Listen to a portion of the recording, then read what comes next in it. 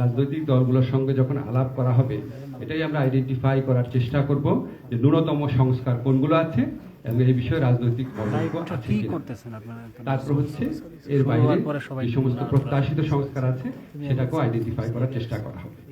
তবে এই বিষয়ে আরো বিস্তারিত বলার জন্য আমাদের উপদেষ্টা, পরিবেশ বিষয়ক উপদেষ্টা সৈয়দা রেজওয়ানা হাসানকে বলছি। অনেক ধন্যবাদ। আমি আগেই আমার এই গলার জন্য ক্ষমা চেয়ে নিচ্ছি। আশা করি আপনারা সবাই ভালো আছেন। আজকে আসিফ ভাই যেটা বললেন যে 4টে কমিশন তাদের পুরো রিপোর্ট দিয়েছে এবং সামারিও দিয়েছে। আপনাদের জ্ঞাতার্থে জানাচ্ছি যে এই সামারিগুলো আপনাদের জন্য অ্যাভেলেবল করে দেওয়া হবে আজকেই। কমিশনগুলো তাদের ওয়েবসাইটে এগুলো অ্যাভেলেবল করে দেবে, আর আমরা প্রধান উপদেষ্টার দপ্তর থেকে এই যে মূল বক্তব্যগুলো, মূল সুপারিশগুলো সম্মিলিত যে বিবৃতিটা আজকে আমরা পেয়েছি, এটা আমরা আমাদের প্রধান উপদেষ্টার দপ্তর থেকেও আমরা আজকে সন্ধ্যার মধ্যেই আপনাদের জন্য উন্মুক্ত করে দেব। এখন এই রিপোর্টগুলো আমাদের হাতে এসেছে।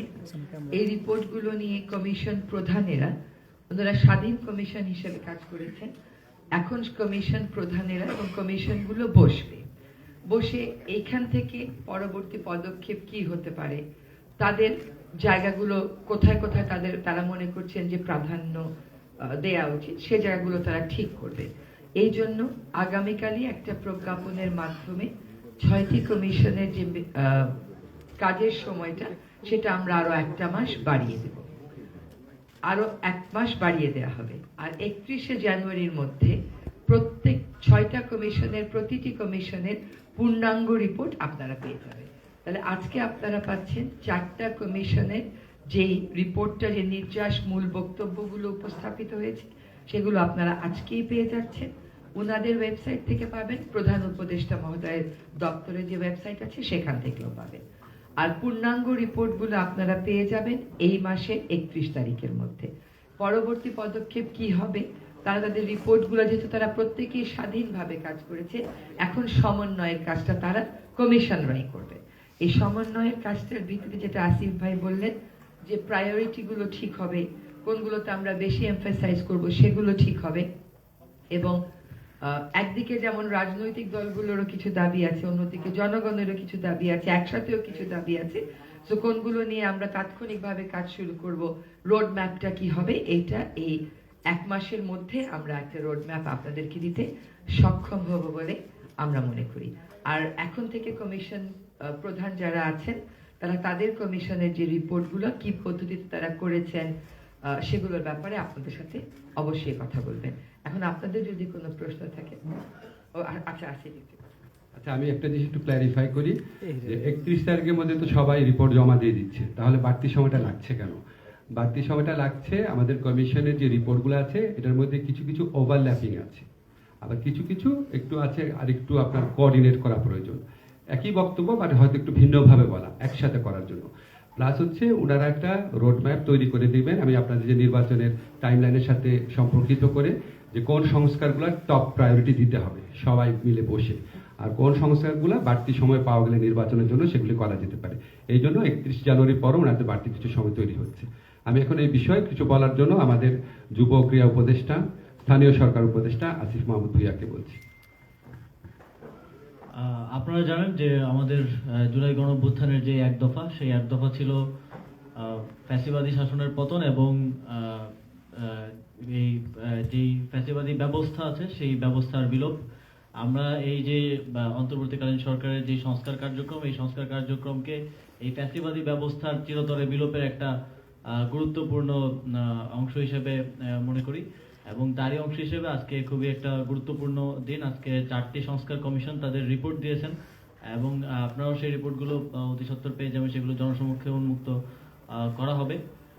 এবং খুবই আশাব্যঞ্জক যে বাংলাদেশের মানুষ সংস্কার কমিশনগুলো যে গুগল ডক ফর্মে মানুষের মতামত চেয়েছে, কোনো কোনো সংস্কার কমিশনে 1 লাখ মানুষও সেখানে রেসপন্স করেছে। মানে everyone has something to say. সংস্কারের ব্যাপারে মানুষের একটা আকাঙ্ক্ষা আছে এবং মানুষ সেই আকাঙ্ক্ষাটা বলছেন এবং সেটাকে সংস্কার কমিশনগুলো অ্যাড্রেস করেছেন, তারা অক্লান্ত পরিশ্রম করেছেন, সেগুলো প্রতিবেদনে এসেছে। আমরা বিশ্বাস করি জুলাই গণঅভ্যুত্থানের যেই জন আকাঙ্ক্ষা ছিল, বাংলাদেশের একটা কাঠামোগত সংস্কারের যেই আকাঙ্ক্ষা, ছিল সেটা বাস্তবায়ন হবে, এবং এক্ষেত্রে সংস্কার কমিশনের রিপোর্টের ভিত্তিতে রাজনৈতিক দল, সিভিল সোসাইটি সহ সকল স্টেক হোল্ডারদের সাথে আলোচনার ভিত্তিতে, সবার ঐক্যমত্যের ভিত্তিতে আমরা আমাদের যে রাষ্ট্র ব্যবস্থার প্রত্যেকটি সেক্টরে সংস্কার আনতে পারবো, এবং এই সবার ঐক্যমত্যের পরে আমরা সরকারে যারা আছি আমরা সেটা ইমপ্লিমেন্টেশনের দায়িত্বটা নিব, সেটা আমরা করব, এবং এই ক্ষেত্রে আমরা সকল পক্ষের সহযোগিতা এবং সহযোগিতা আশা করছি। আমি একটা তথ্য অ্যাড করি, তারপর আপনার প্রশ্ন করেন। সেটা হচ্ছে শুধু যে মানে সাধারণ মানুষের কাছ থেকে মতামত নেওয়া হয়েছে বা ওনারা বিভিন্ন জরিপে অংশ নিয়েছেন সেটা না। সংস্কার কমিশনগুলো বিভিন্ন রাজনৈতিক দল, পেশাজীবী সংগঠন, অ্যাক্টিভিস্ট সংগঠন সবার সাথে একদম উন্মুক্ত ছিল। অনেকে গিয়ে প্রস্তাব দিয়েছেন, অনেকের সাথে ওনারা বৈঠক করেছেন, কনসাল্টার এক্সপার্ট আছে তাদের সাথেও কথা বলেছেন। আপনারা যদি আজকে প্রশ্ন করেন, আমাদের অনুরোধ হচ্ছে আপনারা এই সংস্কার কমিশনের রিপোর্ট আছে এটার মধ্যে সীমাবদ্ধ থাকার চেষ্টা করবেন।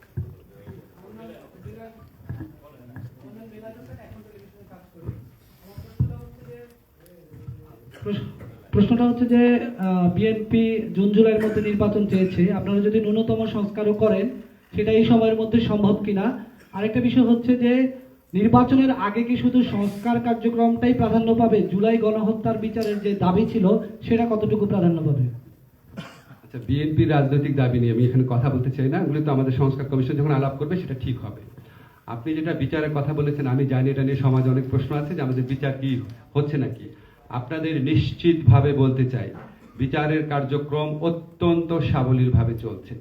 আমরা বিচারের ক্ষেত্রে মূলত গুরুত্ব দিচ্ছি ইন্টারন্যাশনাল ক্রাইম ট্রাইব্যুনালের উপর, বিগত এই ক্রাইম ট্রাইব্যুনালের যে বিচারটা আছে এখানে রাষ্ট্রপক্ষের ইনভলভমেন্টটা বেশি, ফলে আমরা এটাকে খুব বেশি গুরুত্ব দিয়ে দেখছি।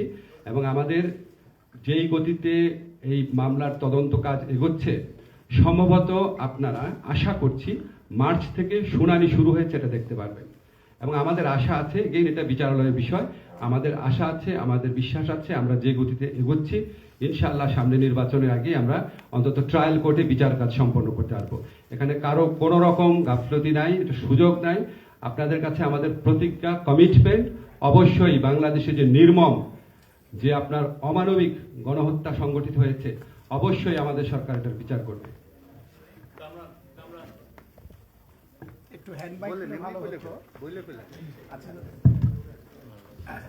ধন্যবাদ। আমার নাম কামরান রেজা চৌধুরী, আমি আমেরিকান প্রতিষ্ঠান বিরান নিউজের। হ্যাঁ, তো সেটি হচ্ছে যে আপনারা আজকে যে প্রেস কনফারেন্স করেছেন এবং এর মধ্যে 4টা কমিশনের মধ্যে উল্লেখযোগ্য যে কমিশন সবচেয়ে বেশি আলোচিত সেটি হচ্ছে কনস্টিটিউশন রিফর্ম কমিশন। কিন্তু আমরা এই প্রেস কনফারেন্সে এসেছি কিন্তু অ্যাকচুয়ালি আমরা জানি না যে কমিশন কি ধরনের রিকমেন্ডেশনগুলো দিয়েছে, যেটার ভিত্তিতে আমরা প্রশ্ন করব। তো এখন প্রশ্নটা হচ্ছে, যদি আপনারা সুনির্দিষ্টভাবে আগে থেকে না বলেন আমাদের পক্ষে আদৌ প্রশ্ন করা সম্ভব কিনা কনস্ট্রাকটিভ কিছু। দ্বিতীয়ত হচ্ছে আরেকটা প্রশ্ন হচ্ছে যে আমি যেটা বললাম যে আপনারা, আসিফ সাহেব বলেছেন যেটি, সে আপনারা এগুলো বাস্তবায়ন করে যাবেন, রিফর্মগুলো আপনারা আশা করছেন বাস্তবায়ন করে যাবেন। তো আসলে এই যে কনস্টিটিউশন রিফর্ম বলুন, ইলেকশনের রিফর্ম বলুন, যা কিছুই বলুন, এগুলো একটা পলিটিক্যাল প্রসেসের বিষয়।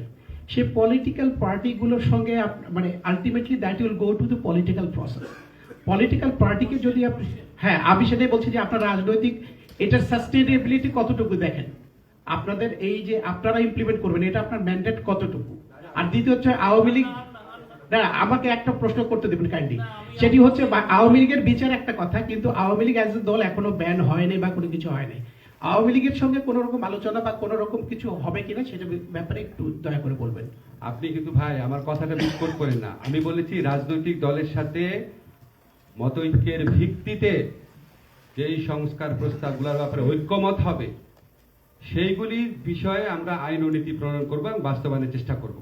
রাজনৈতিক মতৈক্য ছাড়া তো বলি নাই। বাকিটা রেজওয়ানা বলেন। এই সংস্কারের যে প্রক্রিয়াটা শুরু হয়েছে এটার কনটেক্সটটা যেন আমরা ভুলে না যাই। কনটেক্সটটা হচ্ছে একটা গণ অভ্যুত্থান।